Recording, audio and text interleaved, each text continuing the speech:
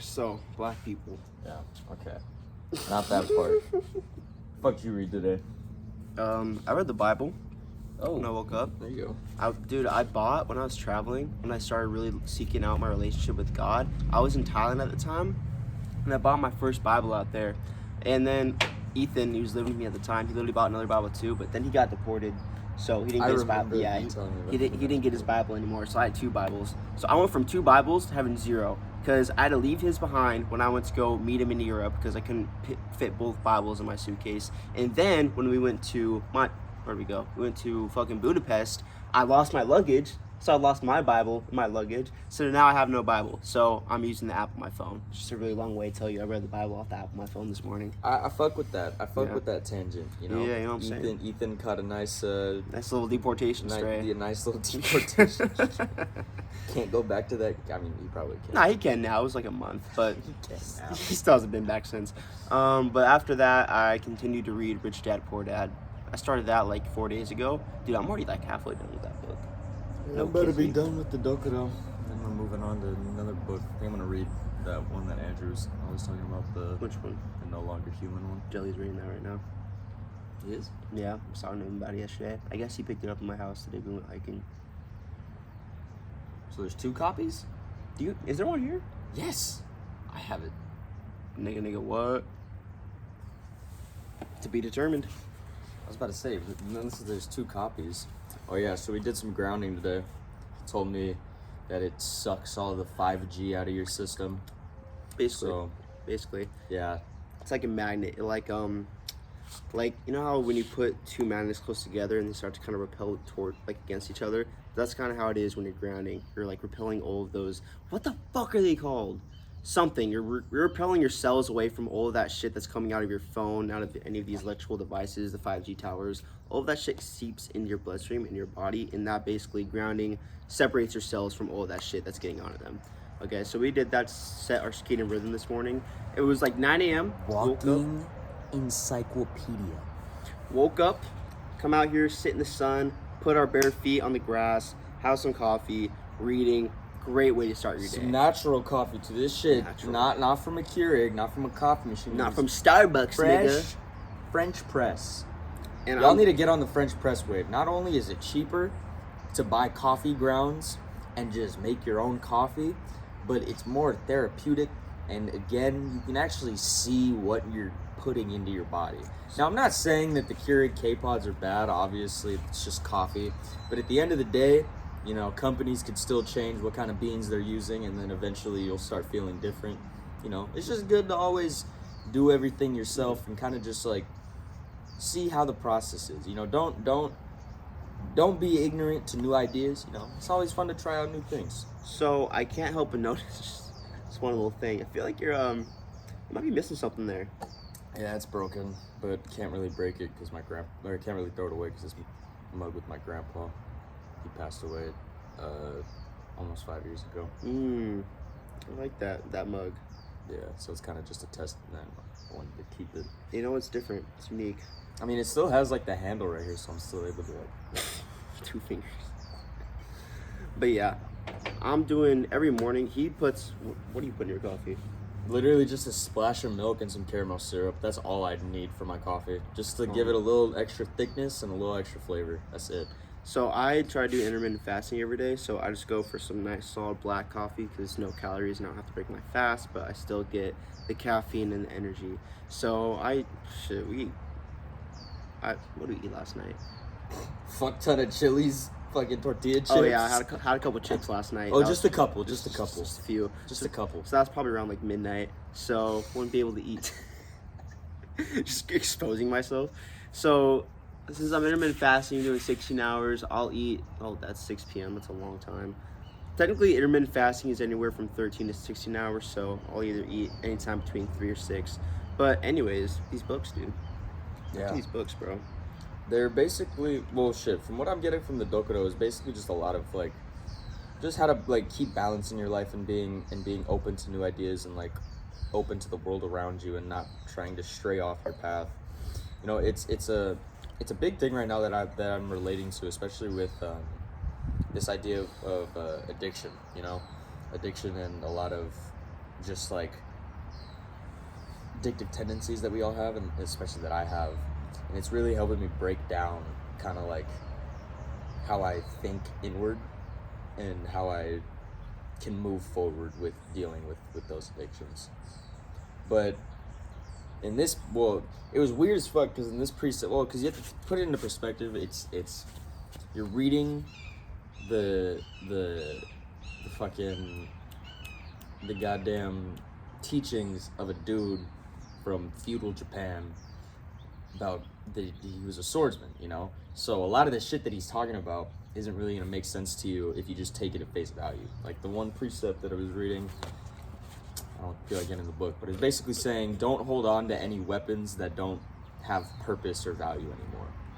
And again, reading it at face value, you're like, okay, 20 years old, I don't have any weapons, I don't know what this means. But when you can start to break it down and shit like that, you can like kind of, you know, put it in your own words. Like what do we all have that is kind of just sitting there collecting dust, not really doing anything? Like a lot of us, you know, we'll collect figurines, we'll collect Pokemon cards, we'll collect, you know, maybe spoons, forks, fucking coins. You know, we all have this thing that we want to collect. Spoons, nigga? Yeah, people collect spoons. Y'all need new hobbies.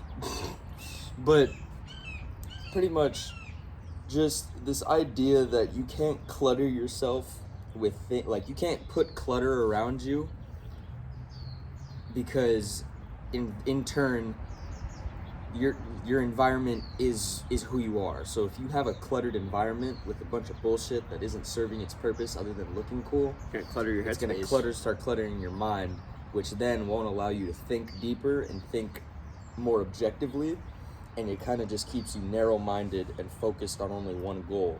That right? makes sense why all those monks you'll see would just like literally just leave Have everything, nothing. have They don't have absolutely anything. nothing, go to the temple and just meditate for like 20 years. And now obviously there's some extremes to this, you know, not everyone needs to live like a monk. Not everyone needs to detach themselves from worldly like possessions and shit. Like obviously the people that want to do it and love it, you know, that's their thing. That's obviously I'm not gonna go to as far as say I want to be an extremist monk that's living on a temple by myself with absolutely nothing to keep me company. I can see him doing that. Maybe for like a month. But what I'm saying is that we have to kind of use the teachings of people from the old world and implement that to now, because a lot of the problems that those people were dealing with are essentially the same problems that we're dealing with, just told differently, right?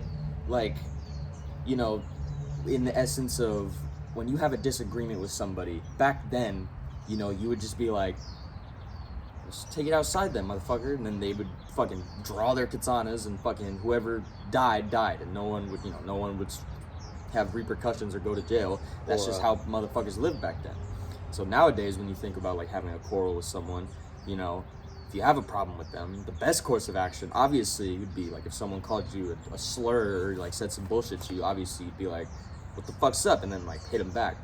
But especially in today's time, you kind of just have to, you know, use those teachings like, yes, you are angry and you could have just taken the easy way out and not let anyone fucking fuck with you. Or could be the bigger man, you know, just realize that that person is hurting a lot more because of what they're saying and they don't even realize it yet, and you have so much more power over them to not feed into their own emotions that would spark your emotions to act on that.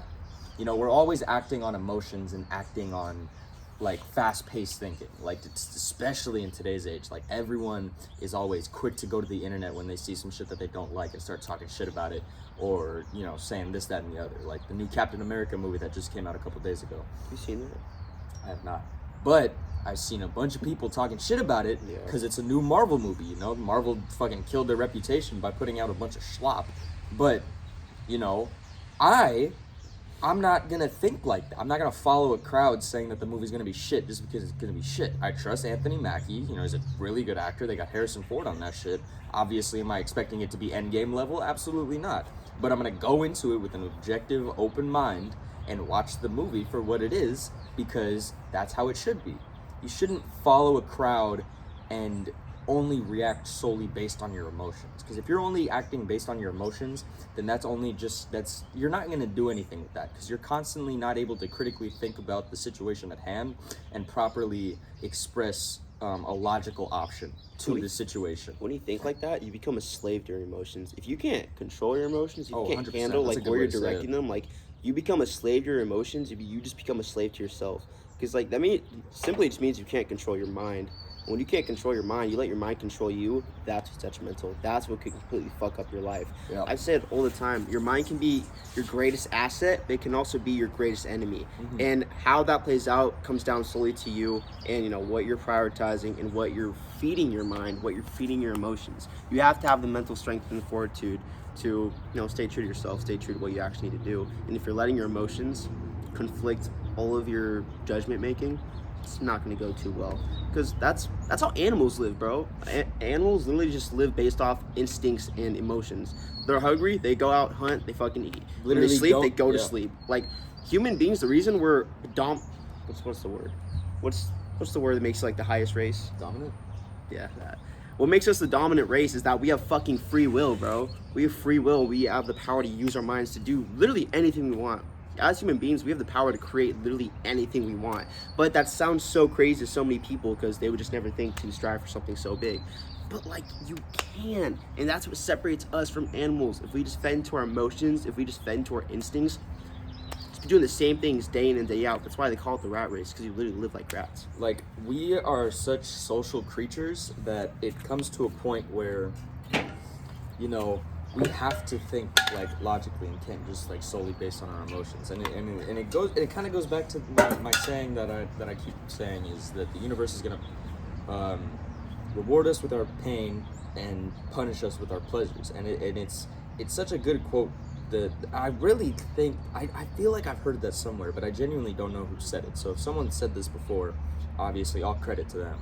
But when you really think about it like that, when you are putting yourself into a position to win, you're gonna constantly face hardship and endeavors that you would never face before, and it can be scary, it can be daunting, and it honestly is. It's gonna be hard. The path ahead isn't gonna be nice and smooth, but it's gonna be worth it. And that's what I mean by the universe is gonna reward us with pain. By constantly giving us more pain to endure, we're shaping ourselves for the future that is to become. Because, you want me to be completely honest, the people up top, the 1% that's controlling fucking everything, they don't give a shit about what we're doing. They don't give a shit about how much money we're making for society. They don't give a fuck about what we're doing. And we just have to... Oh wow, I went on a tangent and lost my thought. It's so real. It's so real. What was I talking about before that? Pain and pleasure. Oh, yes. So what I mean by that is pretty much constantly working hard and constantly going at it will keep feeding our, like, if you have to use that pain as motivation to keep striving for more. Like, we're not gonna get like take a job example, like a job for example. Let's say you've been applying for this job for so fucking long. You've been sending applications, taking every opportunity you can to like get the moment, and you finally get that chance to get promoted into your new position. You're fucking ecstatic, you're happy, you're gonna get paid more, you're gonna start living better, eating better because you're getting more money. But here's the thing, the promotion comes with harder tasks and more accountability. And so you can look at it as, yes, I'm getting all these rewards, but at the cost of doing more.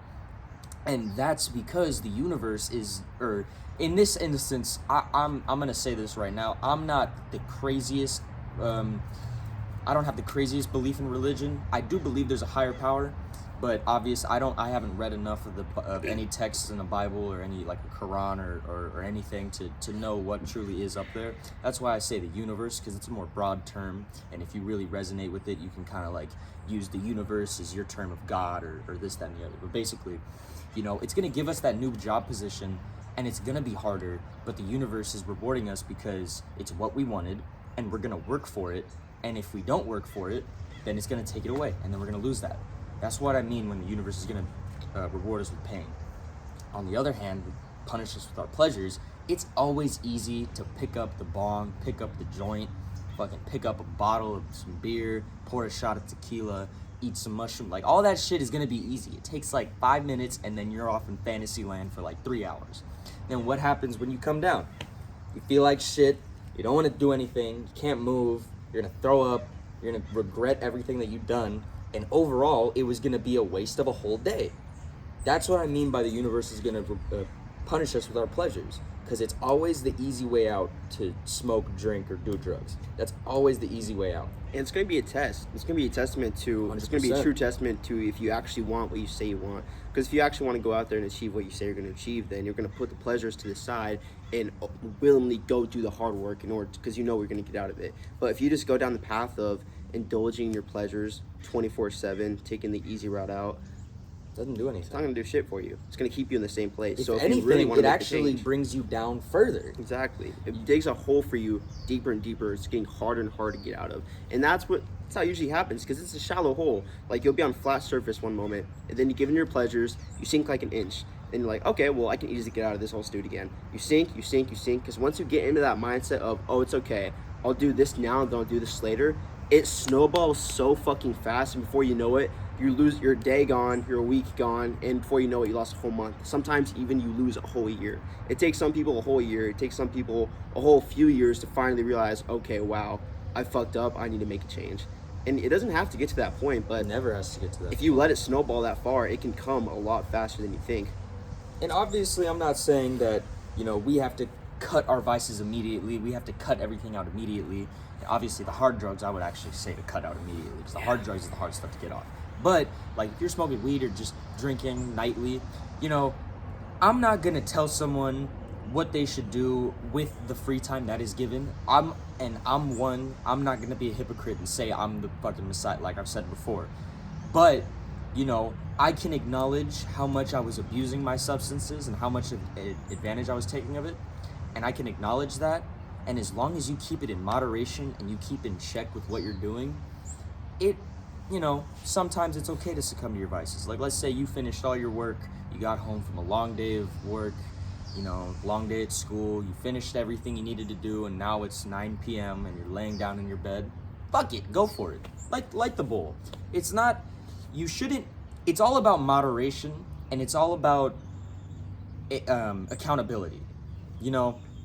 As long as you hold yourself accountable and to a certain standard, and you have control over your vices, that's when you're in a more okay spot. Like I said, I'm still working with this. I've definitely gotten to a point where I'm not smoking as much as I would.